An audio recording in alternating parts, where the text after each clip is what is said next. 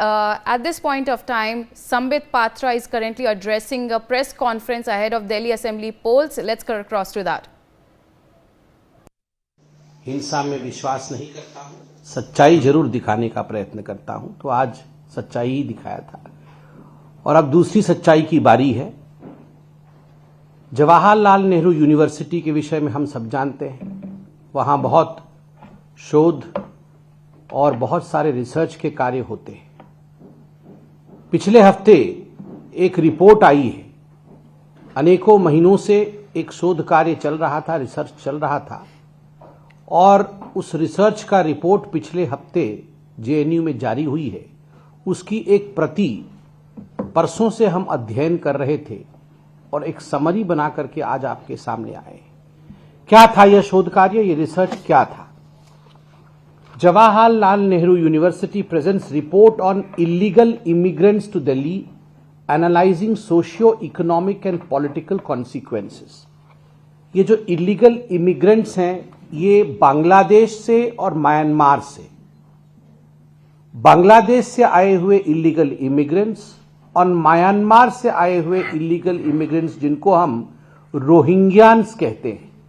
तो ये बांग्लादेशी घुसपैठिए और रोहिंग्यान घुसपैठियों का दिल्ली से क्या सरोकार है, दिल्ली के राजनीतिक पटल पर उसका क्या असर है, सोशियो पॉलिटिकल पटल पर क्या असर है, इन सब विषयों को लेकर यह 114 पेज का रिपोर्ट है। 114 पेज के रिपोर्ट में मुख्यतः जो बातें कही गई है, मैं उन कुछ बातों को आपके सामने रखना चाहता हूं, आपसे साझा करना चाहता हूं। इसमें कहा गया है कि there has been a notable increase of Muslim population because of illegal migration from Bangladesh and Myanmar. Bangladesh से जो बांग्लादेशी घुसपैठिए हैं और म्यांमार से जो रोहिंग्यान आ रहे हैं, उसके कारण से एक नोटेबल इंक्रीज, बढ़ोतरी हुई है मुस्लिम आबादी में दिल्ली में। और जो शब्द प्रयोग किया गया है वो कहा गया है कि there is a change in the demography of the city. Delhi शहर के डेमोग्राफी में एक चेंज आया है। आप सोचिए, यह दिल्ली आज से 10 साल पहले, आज से 15 साल पहले जो दिल्ली था, आज वो दिल्ली नहीं है। चोरी चोरी, चुपके चुपके, हम जान नहीं पा रहे हैं। दिल्ली की डेमोग्राफी बांग्लादेशी घुसपैठियों के कारण और रोहिंग्यान्स के कारण बदल रही है, जो कि एक खतरे की सूचक है। और ये खतरे की सूचक कैसे है, यह इस रिपोर्ट में पूरी तरह से बयां की गई है। हर एस्पेक्ट का चर्चा किया गया है। उसमें कहा गया है कि सोशियो इकोनॉमिक फ्रंट पे बहुत बड़ा बदलाव आ रहा है और खास करके कंस्ट्रक्शन वर्कर और जो लो पेइंग जॉब्स हैं, उसमें एक प्रतिस्पर्धा, उसमें एक कंपटीशन शुरू हो गया है। जो कंस्ट्रक्शन वर्कर कल हमारे पूर्वांचली भाई होते थे, हमारे हरियाणा से आए लोग होते थे, दिल्ली के लोग होते थे, हमारे उड़ीसा से आए कई लोग यहां प्लम्बर का बहुत अच्छा काम करते हैं, हमारे केरल के भाई यहां आते थे और यहां कई सब लोग कंट्रीब्यूट करते थे दिल्ली को आगे बढ़ाने में, तभी दिल्ली बनी। सभी का कंट्रीब्यूशन रहता था, हर स्टेट के लोग यहां आके कंट्रीब्यूट करते थे और मुख्यतः हमारे पूर्वांचली भाइयों का बहुत बड़ा कंट्रीब्यूशन रहता था। मगर उनके काम में सेंधमारी करना, ये जो बांग्लादेशी घुसपैठी और ये जो रोहिंग्यान आए हैं, गैर कानूनी तरीके से इन्होंने उनके काम में सेंधमारी कर दी। जो काम हमारा पूर्वांचली भाई करता था, दिल्ली का मूल वासिंदा करता था, जो उड़ीसा का मेरा भाई करता था, अब धीरे धीरे वहां रोहिंग्यान घुस गए, बांग्लादेशी घुस गए। जो पैसा मेरे बिहार के भाई को जाना चाहिए, जो पैसा मेरे बिजवासन के भाई को जाना चाहिए, जो पैसा मेरे मोती नगर में रह रहे भाई को जाना चाहिए या उड़ीसा से आए हुए मेरे भाई को जाना चाहिए, वो पैसा अब रोहिंग्यान और बांग्लादेशी मुसलमान ले जा रहा है।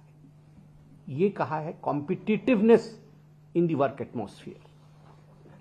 सबसे भयावह बात जो इस रिपोर्ट में है, मैं तो संक्षेप में बताऊंगा, मगर एक डिटेल इस पे प्रेजेंटेशन।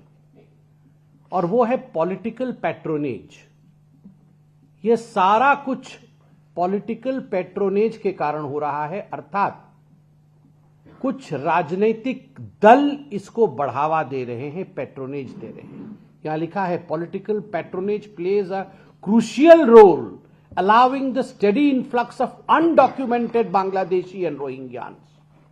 Undocumented, ये जो बांग्लादेशी और रोहिंग्यान आ रहे हैं ये अनडॉक्यूमेंटेड है, कहीं डॉक्यूमेंटेशन नहीं है, और इसमें पॉलिटिकल पैट्रोनेज और पॉलिटिकल पार्टी, खास करके आम आदमी पार्टी का, कांग्रेस पार्टी का तो ये सालों से धंधा है, मगर ये जो आम आदमी पार्टी है इसका एक क्रूशियल रोल है, उसकी एजेंसीज बनी हुई है। और आगे इसमें और भी भयावह बातें लिखी गई है। इसमें लिखा गया है कि how the political parties and their accomplices, उनकी जो बाकी पार्टियों के साथ जो जुड़े हुए लोग हैं, ये कैसे फेक वोटर रजिस्ट्रेशन को फैसिलिटेट कर रहे हैं फॉर दीज माइग्रेंट्स। इनके लिए फेक, ये बांग्लादेशी घुसपैठी और रोहिंग्यान के लिए fake voter banana, raising concerns about electoral integrity and democratic manipulation. मतलब ये फेक वोटर बना करके ये बांग्लादेशी और ये रोहिंग्यान जो हैं ये हमारे इलेक्टोरल सिस्टम को डिस्ट्रॉय कर रहे हैं, डिस्टर्ब कर रहे हैं। इसमें यह भी लिखा गया है, गौरतलब है, इसमें गौर फरमाइएगा कि क्रिमिनल नेटवर्क, जो क्रिमिनल नेट क्राइम दर, उसमें भी बढ़ोतरी के लिए, उसमें भी कंट्रीब्यूशन, ये जो घुसपैठिए हैं, ये जो बांग्लादेशी हैं और ये जो रोहिंग्यान हैं, इनका एक बहुत बड़ा कंट्रीब्यूशन रह रहा है क्राइम में। तो यह भी एक ऑर्गेनाइज्ड क्राइम सिंडिकेट बन रहा है जिसको कि पॉलिटिकल पैट्रोनेज, जैसे आम आदमी पार्टी का पैट्रोनेज प्राप्त है।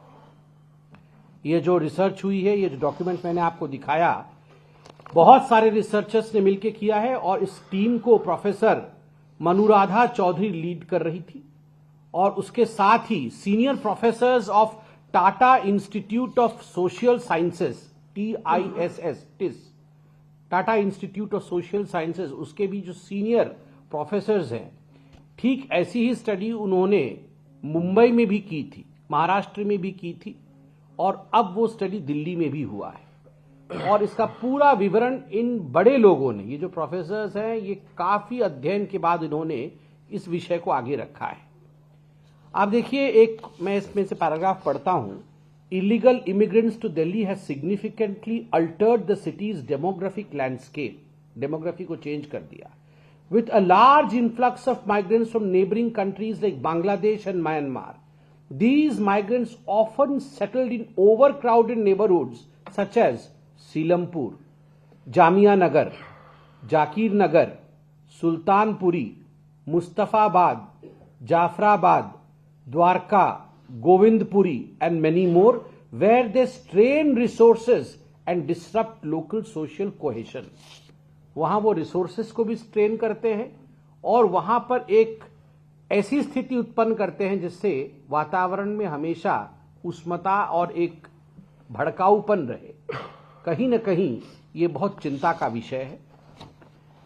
इसमें आगे यह रिपोर्ट कहती है कि इनफॉर्मल नेटवर्क है, ब्रोकर्स हैं इसमें। पॉलिटिकल पार्टीज का तो पैट्रोनेज है ही, इसमें इनफॉर्मल नेटवर्क ऑफ ब्रोकर्स है और रिलीजियस प्रीचर्स, कुछ ये जो मौलवी इत्यादि हैं, इनका भी रोल बताया गया है कि जो informal brokers and religious preachers and middleman facilitate the influx of migrants, providing them with fake identification document and undermine law enforcement efforts.